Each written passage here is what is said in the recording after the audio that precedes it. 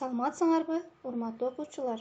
Биздин кезектеги видео сабагыбыз 8-класстар үчүн геометрия сабагынан болмокчу. Биздин бүгүнкү темабыз үч бурчтуктун аянты. Силер буга чейин 7-класста үч бурчтуктар жөнүндө жалпы маалыматтарды алгансыңар. Келгиле балдар, ошол маалыматтарды бир аз эске түшүрүп көрөлү. Үч бурчтуктар жактары, бурчтары боюнча түрлөргө бөлүнгөн. Алардын кээ бирин атап өтөлү. Тең жактуу үч бурчтук, чийик бурчтуу үч бурчтук, түрдүү жактуу үч бурчтук жана башка ушул сыяктуу үч бурчтуктар. Ошону менен катар үч бурчтуктун медианасы, үч бурчтуктун бийиктиги, үч бурчтуктун биссектрисасы деген дагы түшүнүктөрдү алганбыз. Ошол түшүнүктөрдү дагы бир аз эске сала кетели.